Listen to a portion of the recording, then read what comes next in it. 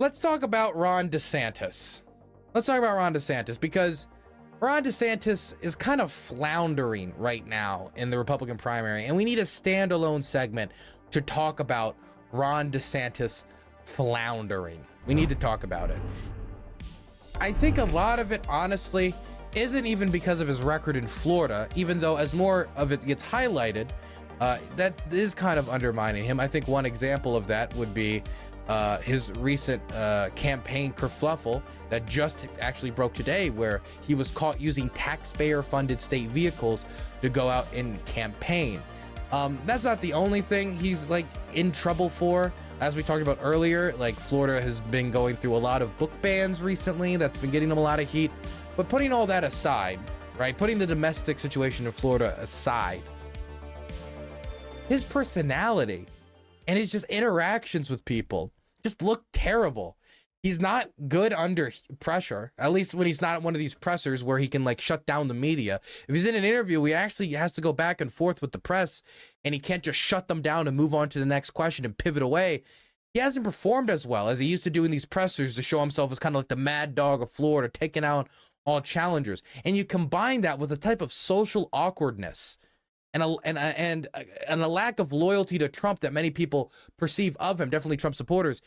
And it seems like his campaign is kind of doomed from the start. Let me just give you one example of how he's just not matching up with reporters like he used to, now that he can't just shut them down like he did during these press interactions as the governor of Florida.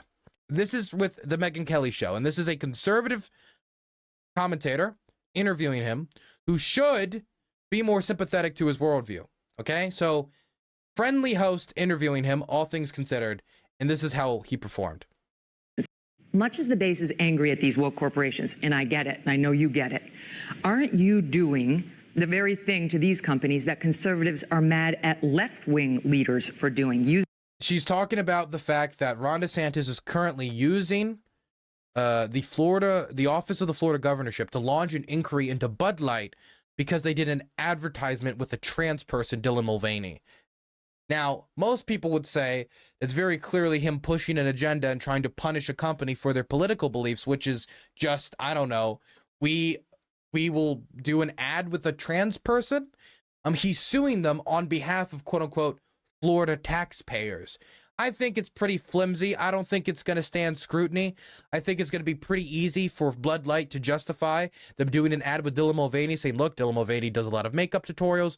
Dylan Mulvaney has a long following. We gave them a single beer light can and asked them to do an ad for their followers under the idea that we would hopefully pick up some of their followers as Bud Light consumers. And a judge is going to see that, and they're not going to say, you know what, you were mistreating their shareholders. They're going to say, wow, looks like a dumb outrage campaign, and it's not going to work. The lawsuit just feels like him trying to garner attention while running against Donald Trump, trying to run to his right so he can pick up some of his supporters. And a lot of people are saying that this is pushing his politics, which I would agree with. Using government to punish citizens for political wrongthink. No, not at all. So taking Anheuser-Busch, I mean, we're not punishing them. They departed from business practices by indulging in social activism. That has caused a huge problem for their company, and their stock price has gone down. Well, our pension fund in Florida holds Anheuser-Busch InBev stock. So it's actually hurt teachers, it's hurt cops, it hurts firefighters who depend on that pension fund. And so didn't you support the boycott against them? No, I did, but that's just as a personal thing. But I mean, we didn't have like the state government, necessarily, putting power about it. But as an American, I said, damn, he said, man, their lack of profits is hurting teachers. Didn't you support the boycott that led to the lack of profits that is hurting the teachers you just said are being hurt? Well, yeah, but that was on a personal level. And again, this is what I mean. He's not as slick as people tend to think he is. And this man, toe-to-toe with Trump on the debate stage, it's hard for me to think he's going to do that well, man. It's hard for me to think he's going to do that well. And that's on top of the fact, like, how remove the primary. We'll get back to the primary in a moment. But how is he going to do in a general when we start putting a microscope on some of his record in Florida, like I was talking about earlier? Here's an example I want to talk about.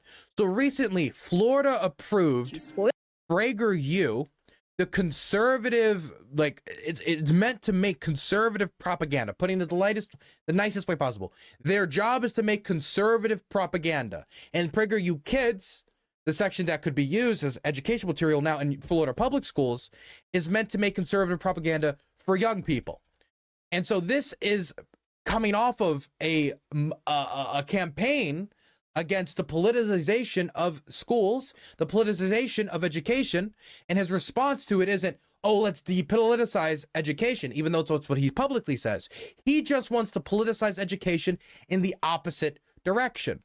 Here's an example. Here is a video that is with PragerU Kids that is now possible to be used as educational material in the state of Florida. And listen here, if this maybe has a political bias, this is about Canadian healthcare. To Canada, a North American country stretching from the Pacific Ocean. I have it sped up because it's an 8-minute video, but I'll just have it up to 1.5. To the Atlantic and up to the Arctic Circle. Canada's vast land is beautiful, but a lot of it is uninhabitable. That's why most Canadians live in the warmer South, near the United States border. Since its founding in 1867, Canada has grown into a wealthy, advanced, and culturally diverse nation, speaking both English and French. Like many countries, Canada has a universal government-run healthcare system. This means that Canadians have fewer options for treatment and wait longer for medical care than people in other advanced countries. Instead of paying each time to see their doctor, all Canadians pay high taxes to fund the whole system. They've been convinced that it's better that way. But is that really the case? This video goes on to talk about how the American system has such high quality care, but you know, the Canadian system is so expensive and the quality care is not good, and it says all the problems with the Canadian system. Doesn't list a single problem with the American system. In fact, they talk about people not being able to afford the Canadian system, how expensive it is, and people not wanting to go to their doctors, not feeling that not feeling secure in going to the doctors in Canada. 30,000 Americans die every year in the United States because they don't go to their doctor because they're scared of medical costs. That's not something that exists in Canada. And it provided no negatives for the American system in this video, bashing the Canadian healthcare system. Do you think there's a video on PragerU Kids, that talks about the problems of the American healthcare system? No. This entire video is meant to laud the American healthcare system that allows 30,000 Americans to die every year because they don't go out and get preventive care, go out and go to doctors when they have a medical problem because they're scared of the costs. And this is how they're showing the Canadians, it's so terrible and so awful. Provides none of the benefits of the system. It's only the negatives, and then paints the American system in a very good light. Now, this can be your opinion, right? That you don't like the Canadian healthcare system, but this is not an accurate picture that they're trying to show children.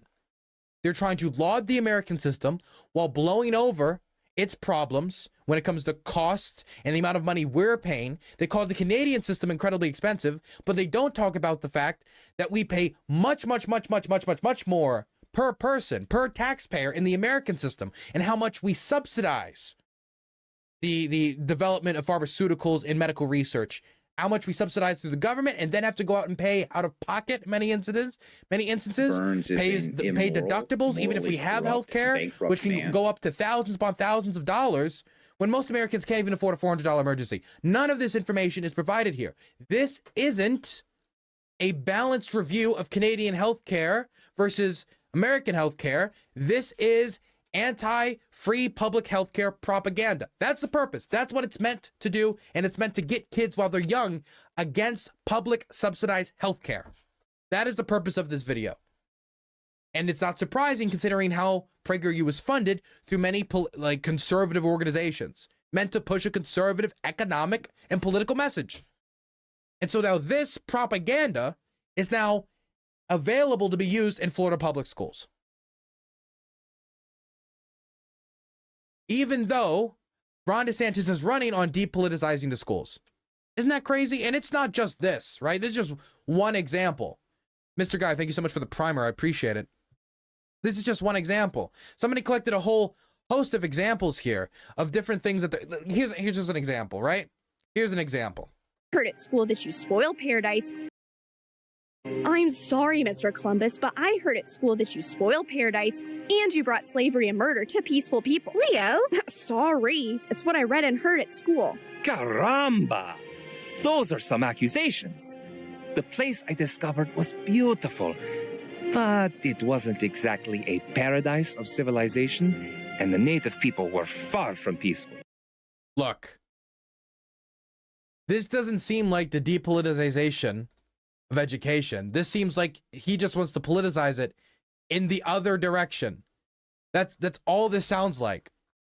And once you put a highlight on these issues that have been somewhat isolated in Florida and this type of nuance has been spread to the national stage, I think this is going to be a problem for DeSantis in the general.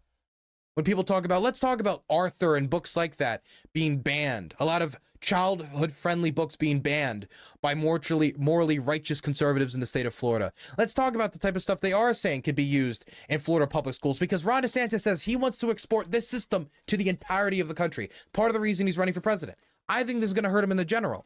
I don't think Ron DeSantis is as strong as a general election candidate as many people have thought. And recent polling data shows Ron DeSantis actually performing worse in some polls than Donald Trump. And Donald Trump has like 3 separate indictments against him right now. Stormy Daniels, classified documents. We have the fake electors thing that's still developing. But people just assume that Ron DeSantis would be a better general election candidate. I don't know that would be a case. Definitely if Donald Trump doesn't endorse him. And again, more on that just lack of charisma. This is posted by Democrats. This isn't a really important issue.